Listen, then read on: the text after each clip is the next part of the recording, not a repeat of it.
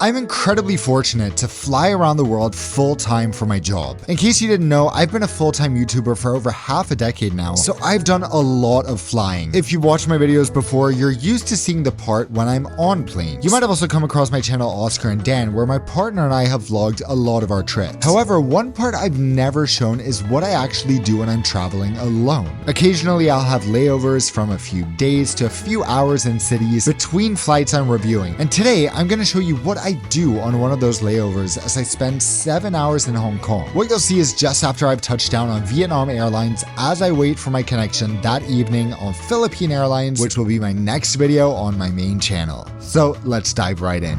When one vlog ends, another begins. This time, trying to bring 2 bags with one hand is a little difficult. This time, it's my life as a full-time flight reviewer. What I do between flights that I'm reviewing. Today I have about 8 hours in Hong Kong. Hong Kong is an amazing city. I haven't really been here since pre-COVID, only to the airport. So I'm so excited to see, well, obviously there will be differences, but I'm just excited to soak in the vibe. I'm excited to eat. I'm excited to shop. You can do quite a lot in 6-7 hours. So let's go. Okay, 200 Hong Kong dollars for 2 bags for 7 hours. So, I don't know, not cheap, but certainly not too bad either. I'm gonna buy train tickets, and don't you just love cities that have quick, convenient, comfortable trains to the city center instead of having to take like a 1-hour taxi? Yeah, it makes it a lot easier on days where you just wanna get in, wanna do stuff, and then quickly go back, because I just feel like cars make things a whole lot more complicated.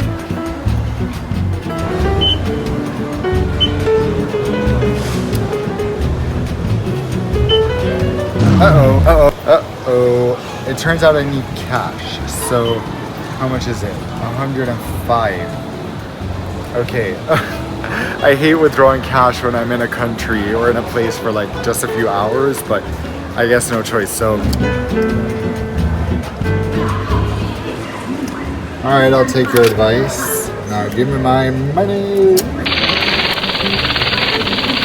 So I think I'm gonna stay around Kowloon, which is good because this is quite a bit further. So I'll just, here we go, Kowloon, same day return.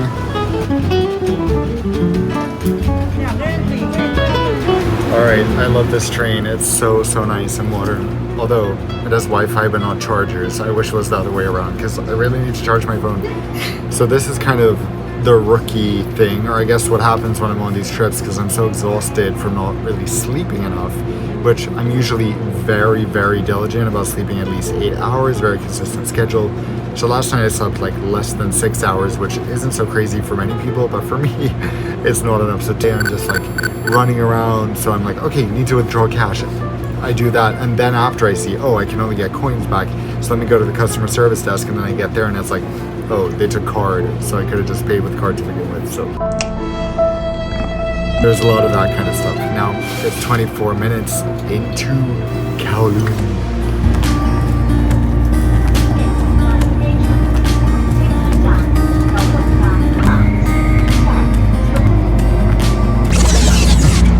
Oh no, I don't have the right cable. So I saw on the wall that it's like charging ports this way, so I was like, okay, let's try that.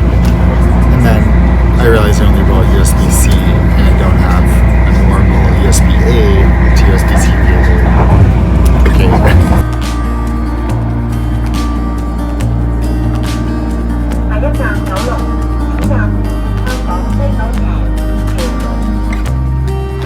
Alright, made it. Now I need to hurry.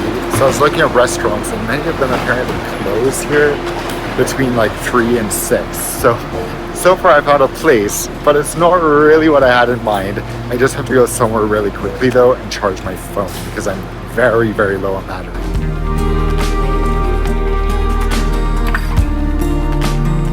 Can we just appreciate train stations that have free toilets? Like, the fact that this is not a common thing in Europe or the US, but especially in Europe where it's free, blows my mind.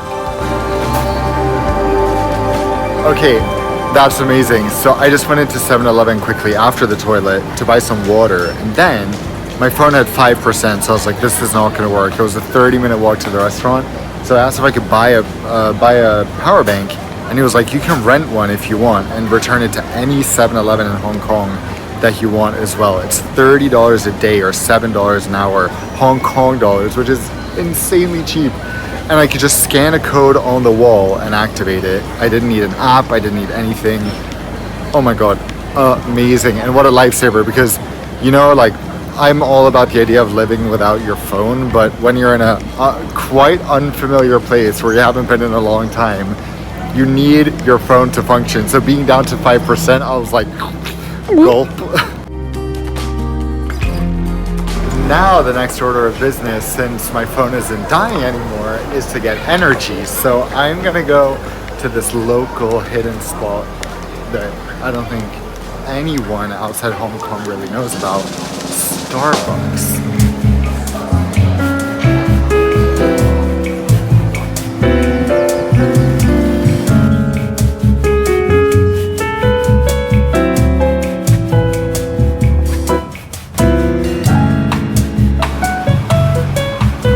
Oh my god, okay, I have so much to say. First of all, terrible decision to get Starbucks on my part.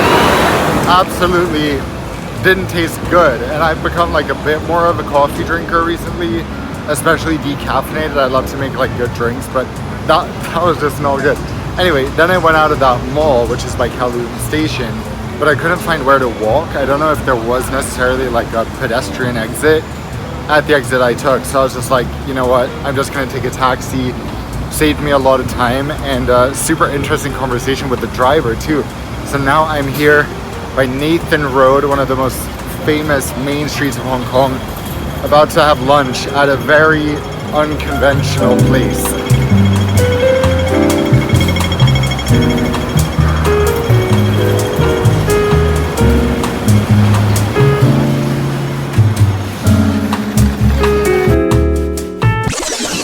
So this is where I'm having lunch. Very Hong Kong, right?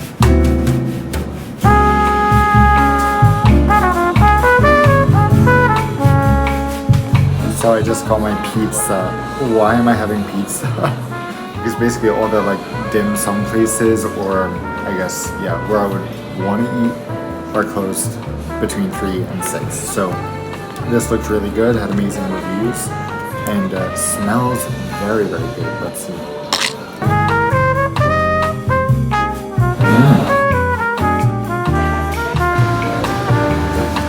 Okay, that was lunch.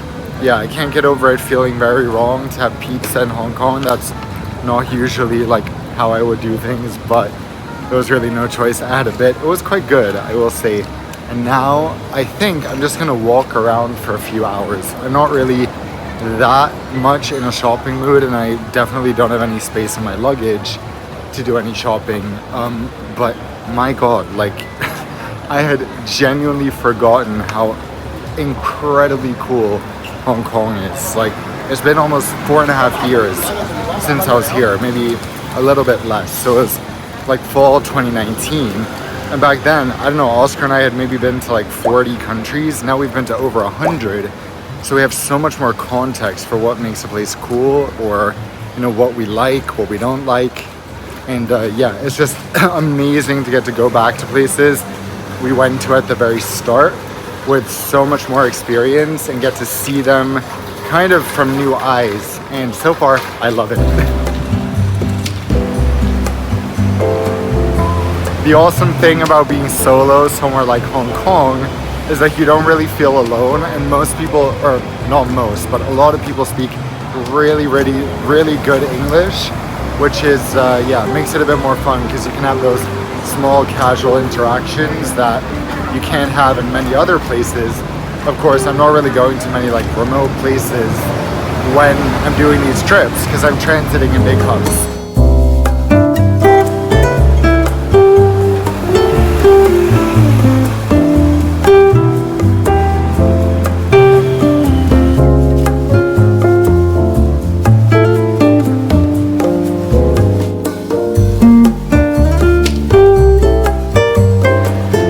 Okay, I've just been walking along for, I guess, about 30-40 minutes, and now I made it to the world famous waterfront, and it is just even in this, actually it's kind of cool in this moody weather, because it's like, ooh, and the mountains in the background.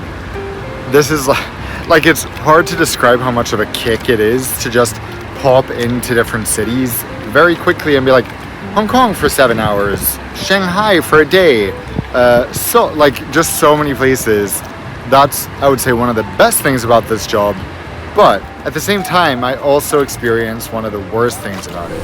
So one of those things that is not so nice is its loneliness, because yeah, you're just basically in a new city very often. I think a lot of flight attendants will relate, or pilots or whatever, will relate very much to what I'm saying, and that's why I have a lot of friends, I think, who are flight attendants, because it's very much like the same feeling of, wow, like so much excitement and being in a new place, but at the same time, it's really only you. You don't know anyone there. Even if you're a flight attendant, you're with your crew. Most of the time, you don't know the other people you're flying with. So it's a very isolating feeling, just being far away from everyone you know and love, and feeling like, you know, it's really a time when your inner thoughts come out, which can be good or bad. Right now, luckily, I'm in a good place, but during some periods, doing these types of trips has been really mentally tough, and I've like been dreading even taking the trip, because I know what's gonna happen once I go, and I know how much anxiety I get, how my fears will come out about stuff. So yeah, not anxiety about traveling, but just about life in general. And this time, luckily, it's so far so good.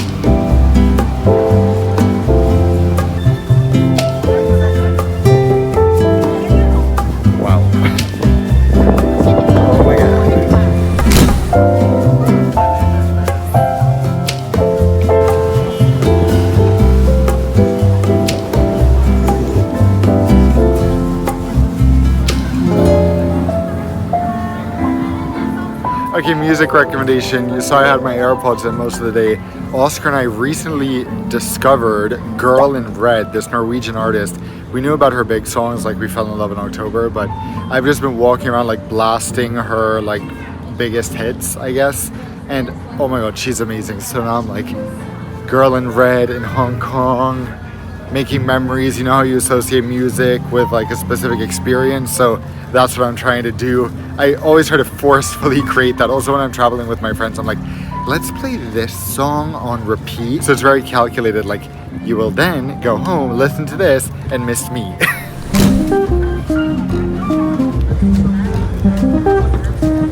Oops, this kind of intentionally turned into me speaking on FaceTime with my mom and Oscar for like an hour and a half, 2 hours. I'm gonna hurry back into town, try to look in some fun stores, not like clothing stores, but for fun knickknacks and stuff like that. Maybe find my, you know, the liquid that runs through my bloods, bubble tea, and then go for some dim sum for dinner. Obviously, I mean the liquid that runs through my veins, because it's actually blood, but you'd think it's bubble tea.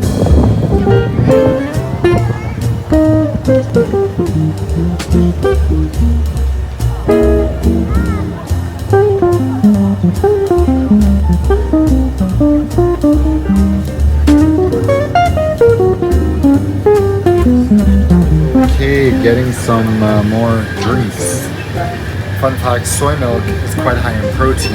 This is a soy milk drink, I think. It looks pretty thick, but yeah, I think it's just kind of soy milk, 2 ingredients, water and soybeans, 4 grams of protein per 100 grams. So this bottle should be 20 grams of protein, which is a good on-the-go way to drink protein if you don't drink dairy.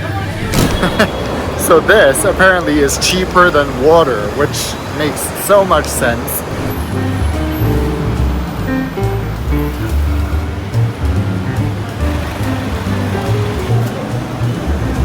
Oh my god, okay, I found Chatra Moi, one of the best tea brands in the world, famous for their Thai tea, and they now have vegan bubble Thai tea. I tried it in Bangkok last week. It's absolutely incredible, so I might have to go for that, or try a matcha, I'm not sure, but I can't believe I found this. This is just getting better.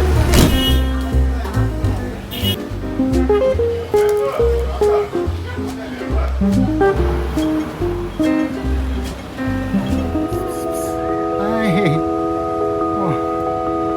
Okay, I'm in Kowloon Park, but I'm literally all alone. The whole city around it is bustling.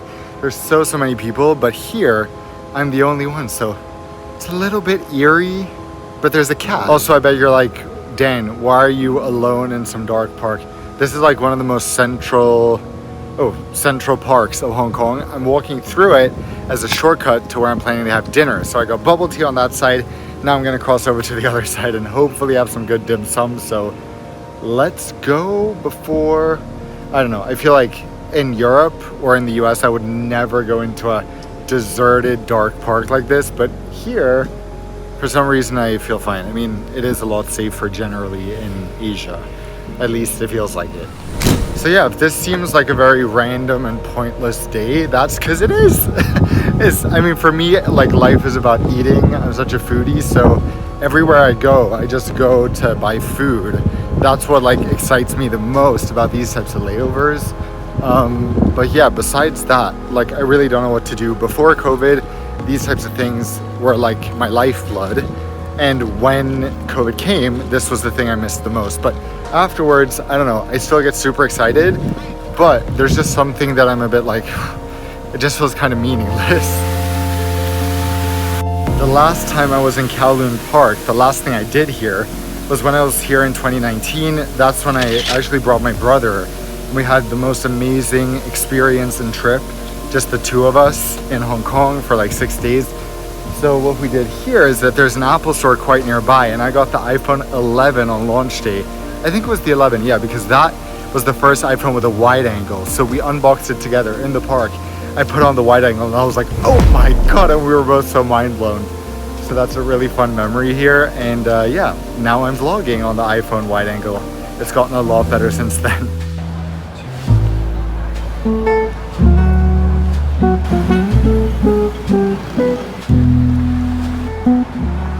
Thank goodness for Google Maps and people posting pictures of this, because I don't think I would have ever found the restaurant otherwise.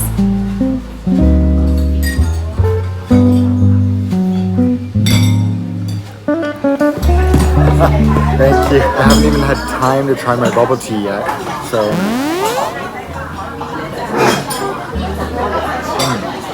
So, they have some green pearls instead, because they didn't have the black ones. It's pretty much the same. Thank you. So for food, besides the bubble tea, of course, I've ordered some cucumber salad. A must if coming to Hong Kong. Oh yeah. And so the thing is, apparently they only have dim sum for lunch, which is a bit of a bummer, but a lot of the other stuff sounds amazing too. And this, oh my God, thank you. This cucumber salad is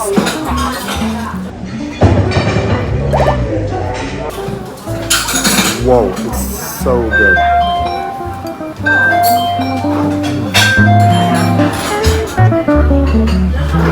Okay, and the last thing was veggie barbecue pork. Oh my gosh. Okay, come here. This was amazing.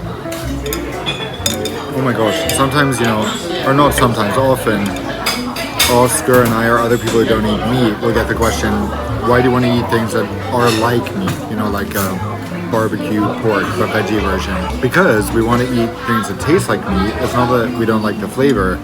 We just don't want animals to die for us to eat it. And I think if a lot of you came here and tried this, you wouldn't mind. The last dish to try are these Dan Dan noodles. Best noodle name, obviously. Wow.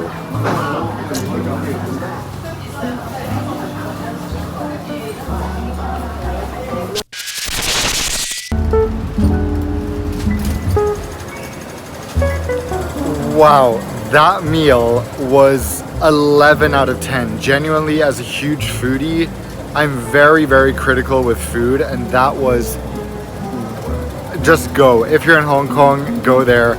Try the veggie barbecue pork. Actually, everything was amazing. The cucumber salad, the Dan Dan noodles. Yeah, highly recommend all of it. Now it's time to take the taxi, not a taxi, to take a train back to the airport. Already.